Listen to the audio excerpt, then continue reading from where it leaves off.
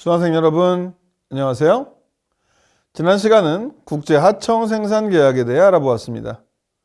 이번 시간은 국제 턴키 계약에 대해 살펴보도록 하겠습니다. 먼저 국제 턴키 계약이란 특정 해외 프로젝트와 관련해서 엔지니어링, 기자재 구매, 시공, 설치 등 공사 전 과정을 끝내고 설비가 가동되는 상태로 공사 발주자에게 인도하기로 하는 일괄 수주 계약입니다. 이러한 의미에서 턴키 계약은 일명 시공 설계 일괄 계약, 일괄 수주 계약, BOT 방식 계약 또는 EPC 등의 여러 용어가 사용됩니다. 주로 건설 관련 대형 업체들이 해외의 발주자를 위해서 발전소, 정유소, 화학공장, 고속도로, 공항, 항만, 고속철도, 공단, 댐, 대규모 수로, 해양 석유 시추시설 등을 설치하고 이를 가동 직전의 단계에서 발주자에게 넘겨주는 방식입니다. 또 국제 턴키 계약이 주로 대규모 공장이나 시설물 설치와 관련이 있어 플랜트 수출이라고도 합니다. 발전소나 화학공장 등은 공사 완료 후 일정 기간이 필요하고 이 기간에 관리 요원들이 새로운 시설에 대해 충분히 이해하고 운영할 수 있도록 교육 훈련이 필요합니다. 이런 경우 시설물의 건설 완료 후 현지 종업원들에게 이러한 교육 훈련까지 제공하는 턴키 플러스 계약도 있습니다. 때에 따라서는 이러한 교육 훈련과 시설물의 유지 보수를 위해 별도의 기술 라이센싱 계약을 체결하기도 합니다. 이어서 국제 턴키 계약의 특징에 대해 살펴보도록 하겠습니다. 국제 턴키 계약은 주로 건설 및 엔지니어링 관련 다국적 기업과 현지의 정부기관이나 국영기업 간의 계약이 체결됩니다. 턴키 베이스 공사 발주자가 주로 정부나 대규모 국영기업체인 관계로 계약 조건이 까다로운 경우가 많습니다. 예를 들어 특정 기자재를 현지 시장에서 조달 생산하도록 요구하기도 합니다.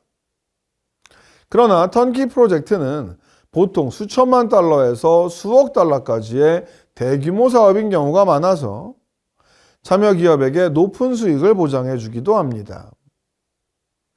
세계 각국의 사회 간접자본 확충과 산업시설 기반 확대에 발맞추어 오늘날 국제 플랜트 건설 시장은 크게 증가하고 있는 추세입니다.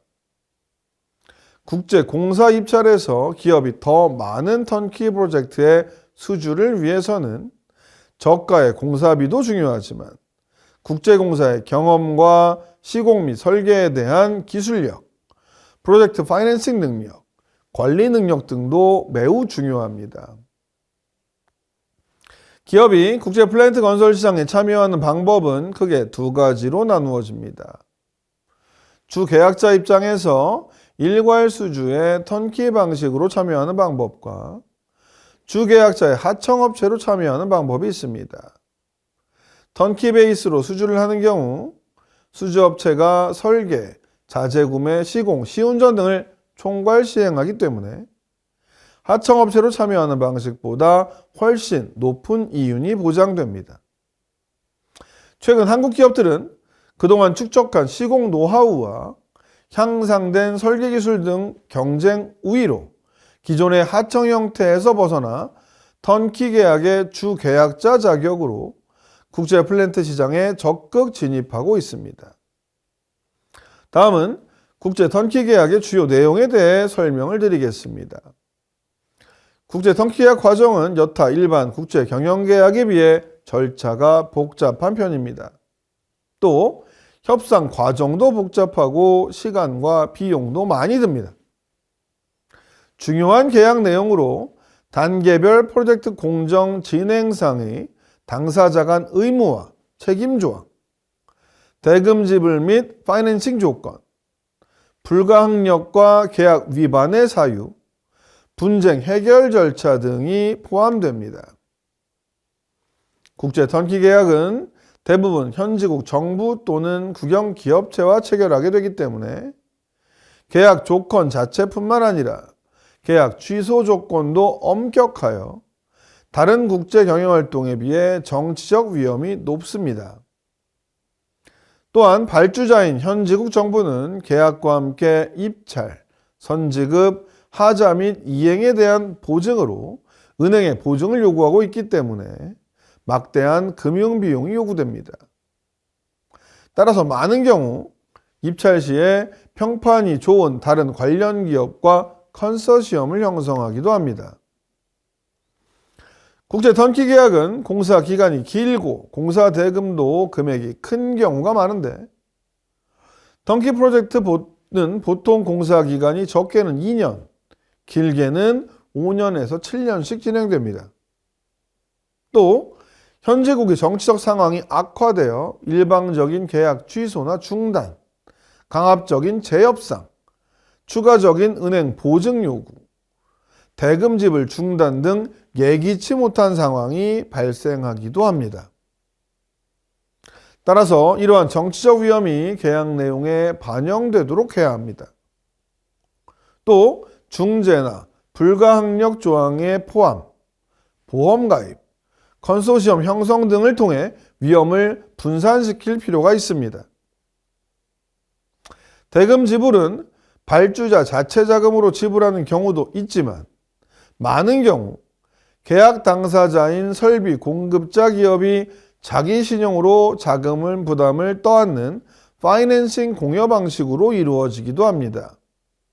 따라서 기업이 국제은행과 파이낸싱 계약을 체결해야 하는 부담이 따르기도 합니다. 이러한 부담 때문에 때로는 몇몇 기업이 같이 컨소시엄을 형성해 입찰에 응하기도 합니다. 턴키 공사 계약에 따른 대금 지불은 착공 시, 중간 단계 및 시공 완료 시 또는 공사 진척도에 따라 몇 단계로 나누어 이루어집니다. 이러한 경우 대부분 장기 계약 기간 중 환율이나 물가 변동의 위험에 노출되게 됩니다. 이러면 물가 상승률에 따라 계약액을 조정하는 규정을 계약에 포함시키기도 합니다. 국제 턴키 계약은 계약 당사자가 다수인 복합 당사자 계약인 경우가 많은데, 많은 경우 턴키 계약은 여러 당사자의 다양한 국제 경영 활동을 결합하여 이루어지는 경우가 많습니다. 예를 들어 GS건설은 설계, 구매, 시공을 함으로써 공사를 직접 진행하고 이 과정에서 많은 하청업체가 참여하게 되는데, 동시에 LG상사는 금융조달 및 제품 구매, 알선 업무를 담당함으로써 공사를 간접적으로 지원할 수 있을 것입니다. 실제 예를 들어보면 보스데이터가 캄보디아 국립직업훈련원 정보화 구축 계약 사업을 시너지 비전회사, 대한상공회의소, 우송대학교와 함께 산학연 컨소시엄을 구성하여 턴키 방식으로 수주했습니다. 캄보디아 국립직업훈련원 프로젝트에서 보스데이터는 기자재 및 인프라 설비와 교육에 필요한 정보 시스템을 구축하고, 시너지 비전은 사업 관련 컨설팅을 맡았습니다.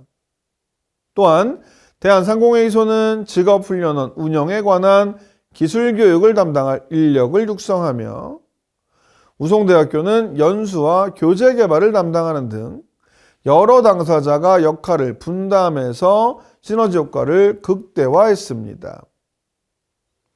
이번 시간은 국제 턴키 계약의 개념과 특징에 대해 살펴보았습니다. 많은 한국 기업들도 다양한 사업에 국제 턴키 계약의 형태로 진출하고 있다는 점을 확인할 수 있었습니다. 다음은 국제 경영관리 계약에 대해 살펴보도록 하겠습니다.